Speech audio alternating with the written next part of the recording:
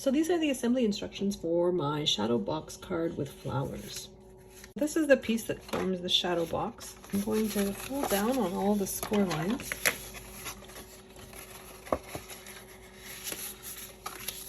Next, I'm going to take my center square. So this is going to be the backdrop for my flowers, and I'm going to glue that to the base.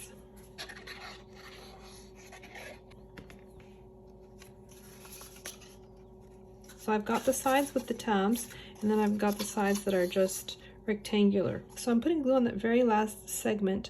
So from the score line to the edge, I'm going to fold it under and then fold my piece over, and it reaches the score line that's on that middle backdrop, like so. And I'm going to do that for the other side as well, and just putting glue from that last score line to the edge, and then tucking it under and gluing it down. Next, I'm going to work on the pieces at each end. I'm going to do the same thing as I did on the sides, and I'm adding glue on that last segment, so from the score line to the edge. I'm folding that piece down on that score line and laying it flat. So I'm flattening everything temporarily just to get it into position. Now I'm putting glue on the side that's opposite as well, folding my piece over and then folding it over again. So next I'm going to take those little tabs. So I'm going to bend them so that they go inside that little tunnel that I've formed. And I'm just popping up that mitered edge like so. And I'm going to flip the other side around and do the same thing. So I'm just tucking those tabs inside that little cube that I've formed, that little tunnel that I've formed. I'm bringing my mitered edge upwards so that it covers those straight edges and creates that miter, like so. So I'm just going to put a little bit of glue underneath those miters. So just at the four corners. I'm pushing everything in so that's nice and tight. You can see that this forms a square. So next I have my frame piece and I have my piece of acetate. I'm just taking a liner off both sides of my piece of acetate. So I'm looking at the underside of my frame and I'm putting double-sided tape along the opening. So you can use red line tape here or double-sided tape. Either one will work. I'm just removing the liner from my red line tape and I'm positioning my acetate as centered as I can over the opening. So I'm just covering the acetate in the white part of my frame with double-sided tape. So I've already finished my flowers. I'm just going to show you how I've rolled them. This is the style of flower that I'm using for this shadow box. So I'm using some Memento Dewdrops grape jelly on this mauve cardstock, and I'm just adding a little bit of ink on the tips. And I'm just going all the way around on each individual petal, just adding a little bit of, just darkens the tips a little. The paper I've used for the flowers is 65-pound cardstock, and I like to use solid core. So when you're looking at the flowers from up top, you don't see the white between the layers of cardstock. So now that I've finished inking my petals, I'm just going to go in and just slice the first one in half. So I'm just using my Cricut tool, and I'm wrapping my petals around the Cricut tool just to curve them a little bit. The end of this tool is quite sharp, so be careful not to stab yourself. So I'm just going to do that for all the petals all the way along.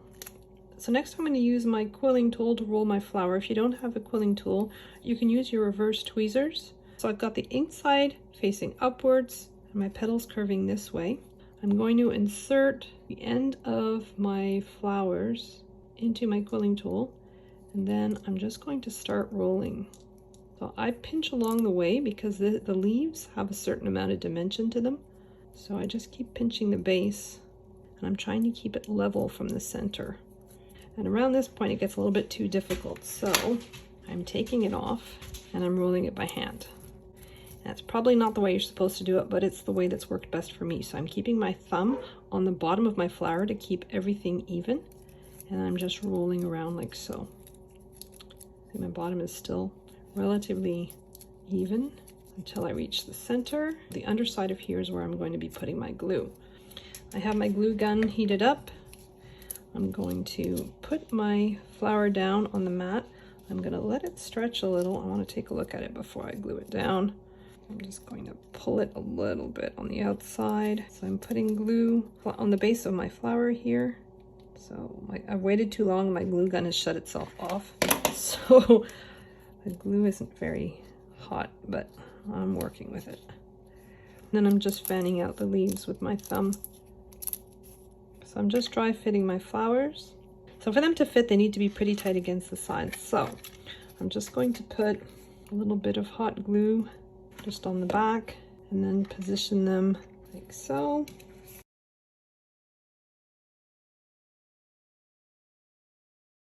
So I have my 4 flowers in there.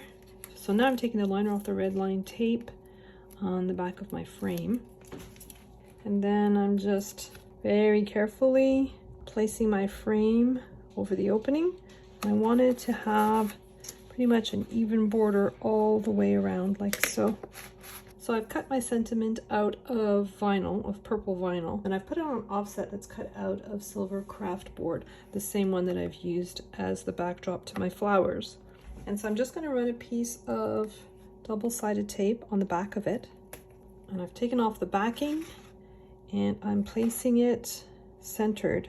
So now I have the backing for my card with the easel built in, and I've just folded on the center score line. So this is going to be the interior of my card, and I'm just folding this triangle like so. That semicircle piece has a score line at its base here on 1/2, and that's what's going to form the easel for me. I want to fold it into place, and then I'm going to fold it back down again. So I've got 2 layers for the inside of my card. So I'm just going to glue the white layer on top of the light purple one. So my card base is cut out of Cricut craft board, and the 2 layers inside my card are 65-pound cardstock. The top one has a metallic sheen to it, and then I'm going to put glue on my card base. I'm just avoiding all the moving parts of my easel, so the triangle and the semicircle. I'm just working my way around. I want to avoid getting glue on anywhere but there. I'm also going to put glue on the 4 edges of my cardstock. And I'm placing it so there's approximately an even border all the way around. Then I'm going to glue my frame on top. I'm just putting glue all over the cover. I'm gluing my card base to the back of my frame. So then I fold up my triangle at a 90 degrees and I pull my semicircle down, and so that gives a little stand. And so I've added a little Velcro dot to keep it closed.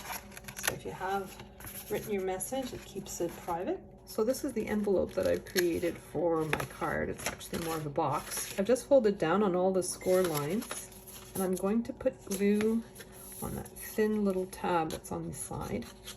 I'm bringing the other side over to match up with it.